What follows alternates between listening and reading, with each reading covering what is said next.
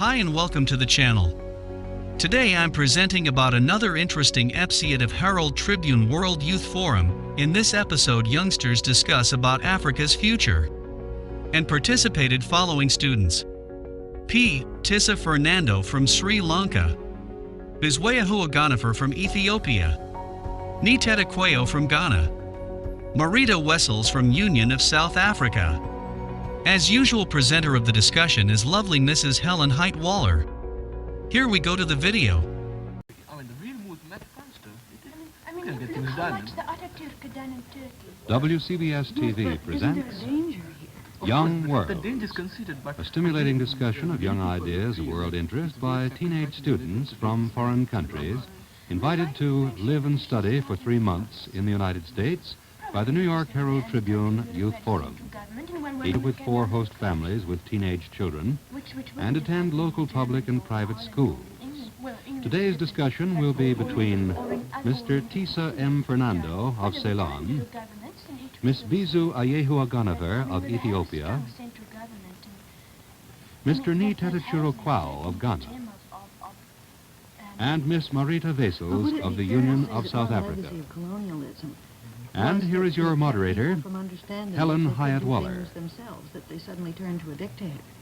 We've been talking about how one nation can help another and discover that this problem of foreign aid is sometimes a lot more involved than we think. What was that?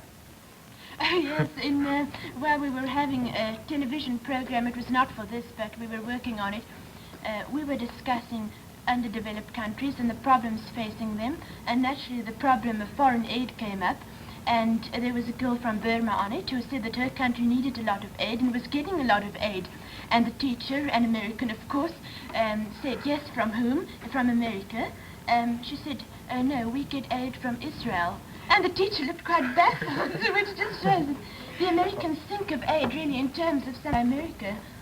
What is your experience in Ghana? Well, we've also been getting foreign aid from Israel, and well, lately they've been saying there's some technicians, and you know, in Israel they've specialized in irrigation and all that. And you know, recently in Accra, for example, there was a drought, so we found them very, very useful. Oh, what about Ceylon? Where does your foreign aid come from? well, we get foreign aid from almost all countries. We get from this country, from Russia, from Canada, from Red China, you know, from England, and so forth. Actually, we don't care from where the aid comes, as long as it comes. Well, we've been talking, Nii and I, about this problem of cooperation in countries who have a common problem. And we have actually come to the conclusion that it would be much better for countries in Africa south of the Sahara rather to try to cooperate among each other than to look too far away from their countries for cooperation. So much can be done to solve problems which we have in common, which people from overseas really can't give us as good as an aid as, for instance, say, Ghana can give to Nigeria or South Africa can give to Rhodesia. Well, now tell us a little bit more about that. This is interesting. I think that's a very, very good point. Many a time we think too much that only rich countries can give foreign aid. I don't think so at all, because even a poor country may be rich in another field. Let's say in human resources, as I quoted the case of Israel, where they've specialized in irrigation and all that. And in this connection, in Africa, we've got very common problems. The problems of agriculture, for example. We've got diseases threatening both human lives and animals. And I think if we would cooperate, we would get countries coming together. For example, in West Africa, we've got what we call the West African Cocoa Research Institute. You know, cocoa is being threatened by a disease, swollen shoot. And we've got all these West African countries coming together to do research to eradicate this. Well, you know, there's also a movement to cooperate in purely technical problems. There is, for instance, this commission, I think, what is it called? Something about technical aid in Africa south of the Sahara, through which they try to solve problems such as soil erosion, which is very, very... well, now, let me ask you a question. Is this new, this preoccupation of African countries with African problems? Oh, I think definitely. I think that's one of the symptoms of the falling away of the old colonial system of government. Well, tell us about your own experiences in school and at home as you've been growing up.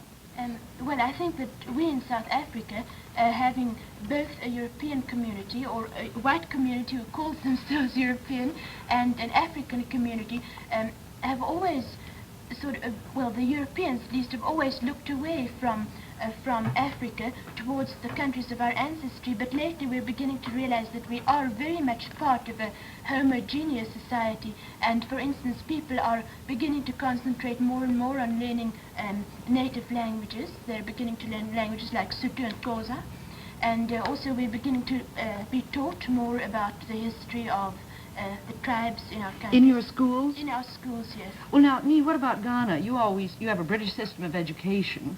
Oh, yes. Well, here I must say frankly that we don't learn the other African languages. We only learn the local languages we are taught in school are those found only in the country, but not, say, languages in South Africa. Apart from that, our educational system is changing considerably, just because we've got to adapt ourselves to the changing conditions. Well, how is it changing, Nii? Well, for example, talking about this question of getting to know more about other countries in Africa. Before independence, we were just learning mostly British history. But now we are tending to broaden our syllabuses so that we could get to know more of the other countries of Africa. After all, Africa itself has got its own history. What do you know about Ethiopia, for example? Oh, well, about Ethiopia, well, I know that, I know of the monarchies. It has been an independent country for a long time, but I wonder what it has achieved. Well, Ethiopia has been an independent country for a long time, it's true. But you must not forget the fact that it's a very underdeveloped country.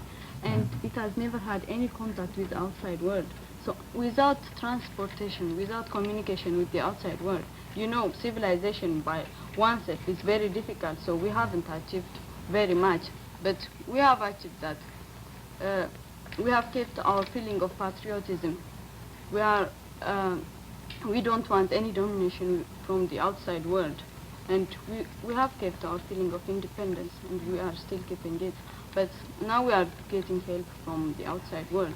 And we are giving now scholarship to other African students. There are some who have come from Ghana and from some other South African countries. Personally, I don't entirely agree with what Nii said about foreign aid. I think it's very good for small countries to help each other. But I don't think we can afford to ignore the really rich countries like the United States and Russia. Now in my country, I know that we need foreign aid from Russia and America because they are the only countries that can afford to give that sort of aid. And I think this is a problem that all these economically underdeveloped countries face. No, well, it's not a question of neglecting the rich countries.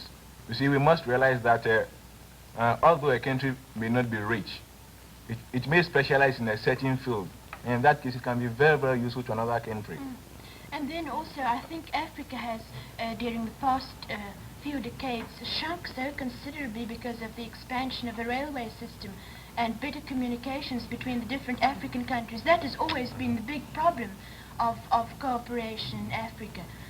We had, for instance, much better communications with European countries than we had with other African countries. And you can see it in the newspapers. People are beginning to write more and more about what is happening in Africa. And beginning to think of that not only as something happening somewhere, but something that closely relates to their own position. Yes, I think that if our communication is improved in Africa, it will help us a lot. For example, look at the way how all the people are being threatened by the different diseases which are occurring in Africa, like malaria and the fly, which are really very dangerous to the animals in Africa. Yes, and then when Nii said just now that, when Tissa said that we can't ignore the rich countries, there's also the problem of motif. I mean, why does, for instance, the Belgians put money into the Congo? Not for the same reason that, for instance, Ghana would send mining expert or whatever they have to Nigeria. It is very much a matter of give and take when it is cooperation between countries who are really dependent on each other, whereas the colonial system, in that the interests of the country concerned are always subversive to those of the mother country. You've established the point now that all of you, the three of you from Africa, are beginning to learn more about Africa and relinquish your ties, in a sense, with the former mother country. What do you see, if I can ask this quite frankly, what do you see as the future of Africa south of the Sahara, say in the next 20 years? What are you looking forward to? Well, that's a very, very difficult question to answer, but in the first place, I think we must consider these political changes, because in the long run, they will have to determine the type of societies we are going to establish in the future. You say the political changes. The political changes. We'll have to... Yes, we are talking about Africa south of the Sahara. Lately, we've been hearing about riots in Nyasaland, Rhodesia, and all those places. We must ask ourselves, what do the people want? What do they value so dearly as to even bargain it with their lives? Well, what do you think these recent difficulties in Nyasaland and the Rhodesias, what do they mean? What is their portent for the future? A feeling of nationalism, of course. No country wants to be dominated by another country. Every country wants to work by itself. Of course, there are many other countries in Africa who are not really ready for self-government, like Tanganyika and other countries. But we need, of course, most of the countries need help. Britain and other countries should give as much help as they can, and they should not restrain education and other things. They should give them their opportunity to get self-government. But, yes, go ahead. Well, you were asking what do we see in the future? Yes. I think that we have to face here the fact that even though we are trying to cooperate, there are in South Africa other problems, very pressing, such as, for instance, racial relations in the different countries, which can really not be solved as a whole, that in which every sovereign country has to make up its mind which path it is following. And the question that seems to face most of the countries are, what are they aiming to? And well, Marita, excuse me, let me interrupt you just there. You've raised a very interesting point. Does this problem of race relations loom as more important than some of the problems of independence and some of the economic problems you were talking about? How important is it? That, of course, depends on the various countries. In South Africa, for example, the question of race relations is very, very important. It is something to be solved right now. But what about your part of Africa? Well, our part of Africa, we've become independent, and we've learned that independence is not an end in itself. It's not an end in itself, because we believe that although we've won the battle, we are still on the battlefield. The independence has brought us more responsibilities, and well, Nigeria will become independent next year, and I'm sure they'll encounter the same problems, because well, many a time colonial countries had to look too much to the mother countries, so that when they become independent for the first time, they just have their teething troubles. Well, now tell us about some of those teething troubles in Ghana, because I'm sure you've been through them in Ceylon, and I'm sure other African countries are going to have them. Well, in Ghana's case, it was just a matter of trying to get a national outlook. Before independence, we had all these tribes with their various chiefs, and it was very, very difficult to get the chiefs to relinquish their powers to the new democratic way of life. You know, for example, a chief has virtually no power right now, because he's just, let's say, he's just a president of a local council. And to take a decision, they've got to vote. And in most cases, the people may vote against his will. So that we had the trouble of trying to get the chiefs to give some of their powers away. And it's still existing, I suppose. Oh, well, not existing so strongly. It's much more pressing, I think, in Nigeria than in yes, Ghana. Well, in my experience, I feel that these teething troubles last much longer than in the case of a human being, really, because we have had independence for 11 years, but we have so many problems connected with the problems of government and so forth. Actually, these are really big problems. For instance, the demagogue is still a very important person, and a person can get elected to office even if he is not really fit to hold that office. And I think it takes a long time to be really developed politically. But I think you'll find this problem existing in your country for a long time. I think in your case, the question of religion had very much to do with it. Question of religion, yes. And education, of course. I mean, it's very, very difficult to establish... Well, on that point, you've all four got something very much in common, haven't you? Coming from countries with a very small educated elite and a very large uneducated mass. What are you doing about that? Well, in my country, really, a person who goes to college and get his BA is a very important person. He is respected by the rest of the people. And this, I think, is very unfortunate because, really, I think it's very much important to know, to do something practical than most of these things. And we don't have the thing called universal education. Education is still the monopoly of a certain class. Even though education is compulsory, most of the people, they get a very fundamental sort of education. But I think in the future we will have universal education because I feel that's a definite step forward and every country will come to that sooner or later. How many of you feel that universal education has some relation to the political development of your country? Oh, yes, it's very important in South Africa. We are trying to extend education as far as possible. Right now it's compulsory for people of European descent, and although it's free, it's non-compulsory for those of non-European descent. But I might mention that there's a larger percentage of Africans on school benches in South Africa than in any other part of the country. And since we are aiming at establishing different communities, it is very important for them to get as good an education as possible in order to be able to accept independence as soon as possible.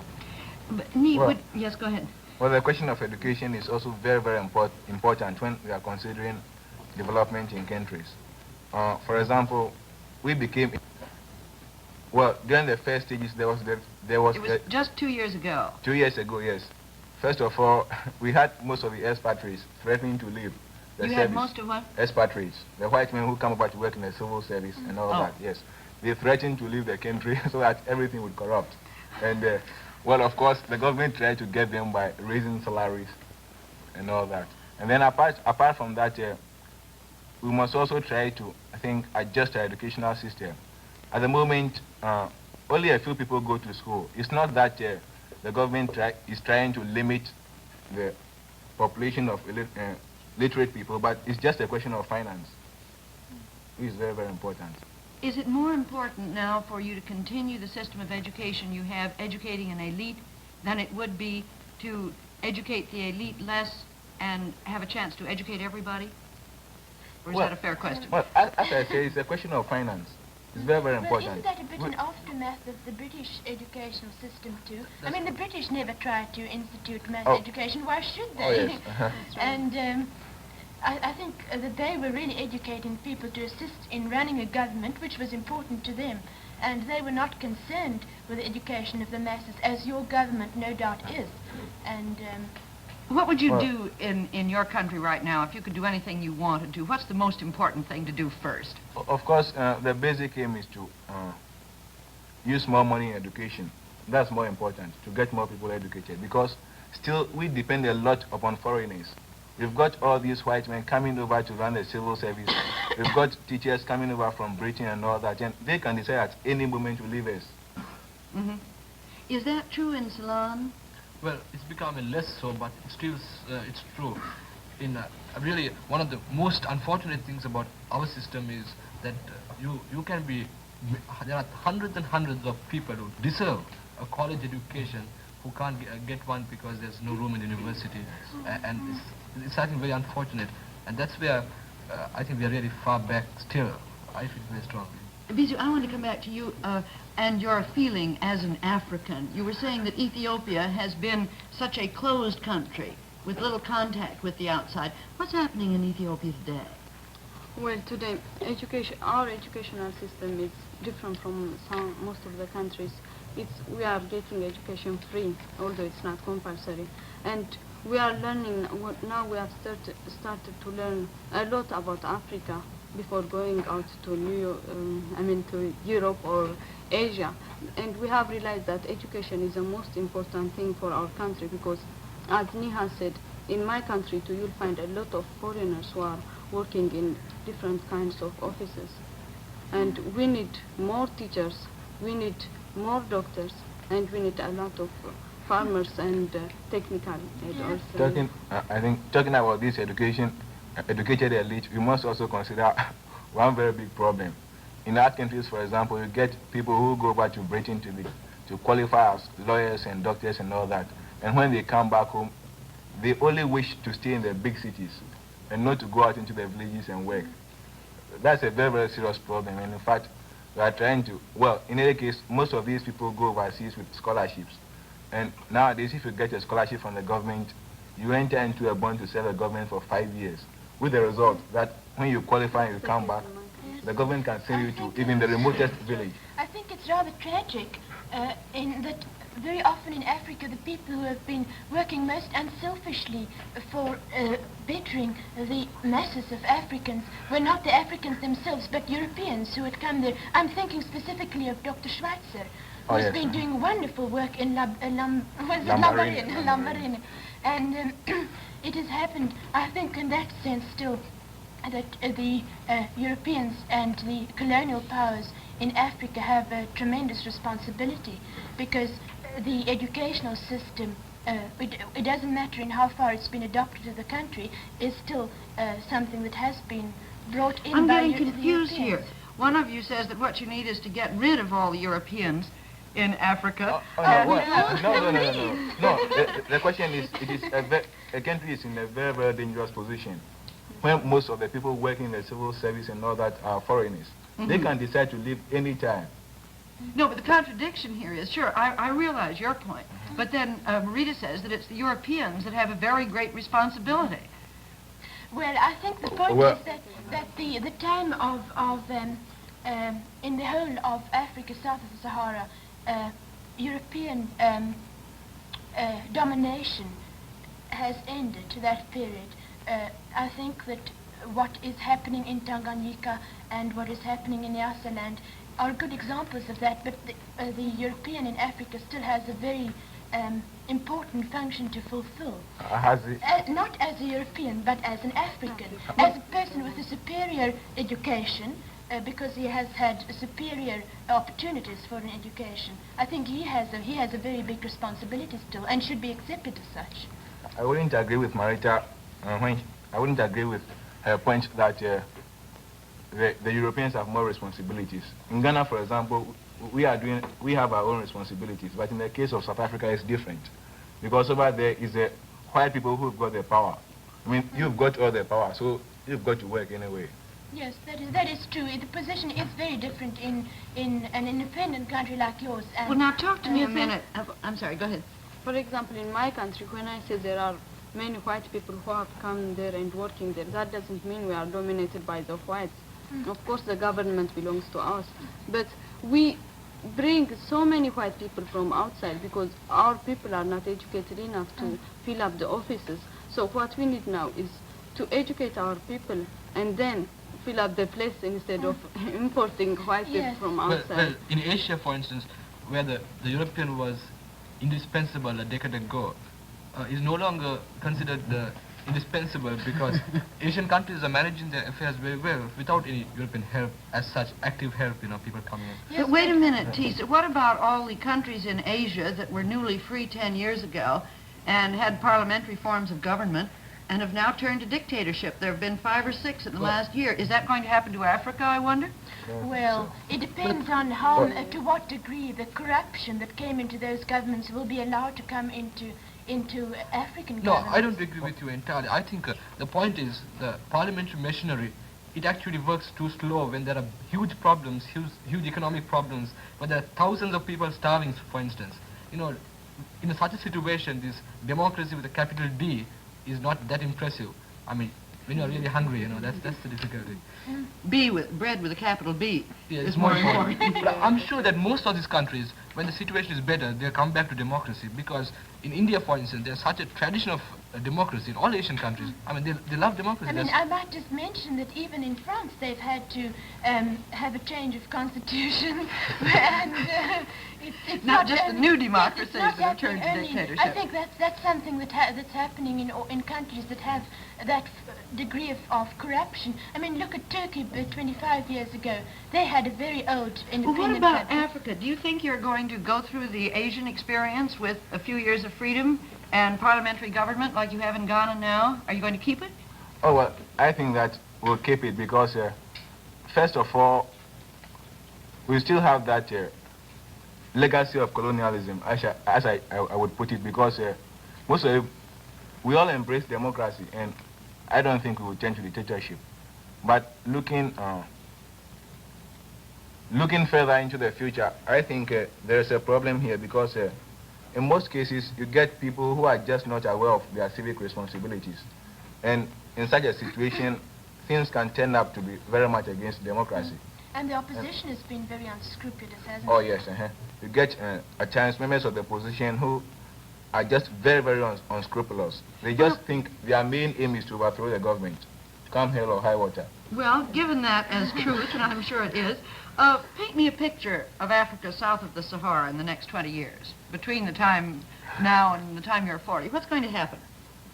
Well, we'll have to look at individual countries, I think. First of all, if we look on the map of Africa, most of the green and red patches which denote British or French possessions would have vanished. Yes, all right, 1 point. All right, what else? By that, I mean there will be more independent countries.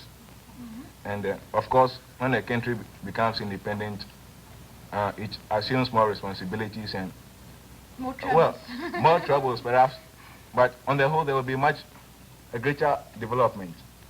May I ask you a question? Is idea of a united African Republic, is it a possibility? United African Republic. Well, we've been considering this for a long time, but I think it is physically impossible to unite the whole of Africa. Oh, yes. We have got a pact with Guinea now to form a nucleus of West African states. And I think we can have such associations, like associations on the type of the Commonwealth, just loose associations. Already of Rhodesia and Nyasaland. Yes, but they're in a little trouble this weekend. Yes. Nii, the one thing I'd love to get from you as we close is, what does it feel like to be young, your age, in Africa today? What difference is there between the way your father felt and the way you felt? Well, in Ghana, a young Ghanaian at the moment thinks very much of he looks more beyond the borders of our own country. We've started to think more about Africa as a whole. In that, in fact, lately, one becomes very, very proud when he thinks that he's an African because, well, we believe that, well, as people were saying, Africa is no longer a dark continent. And in fact, throughout the whole continent, you find people trying to be free and all that. And we look upon Africa as a continent of tomorrow. Well, I think there's something else that has come home to us very sharply, and that is really a difference between being an African and being, for instance, a European and an American. We think today, well, I am an African, my country is having a difficult time and needs me, and that is our brand of patriotism. Whereas, for instance, in America, or say in France or in Germany, people feel, well, I am a German, oh, I have a wonderful country with an old tradition behind it, and I need my country. See how much I get from being a German or an American. You would say you all four share that then, your sense of responsibility now for your immediate future. Well, until next week then, I'm sorry, that's all the time we've got. I see really a very bright future for Africa. Young Worlds has been produced by WCBS TV with the New York Herald Tribune Youth Forum. Travel arrangements for our guests were made by Pan American World Airways and Trans World Airlines. Oh, sure. It's really... This has been a presentation of the WCBS TV Public Affairs Department. Well, it didn't take part in the conference.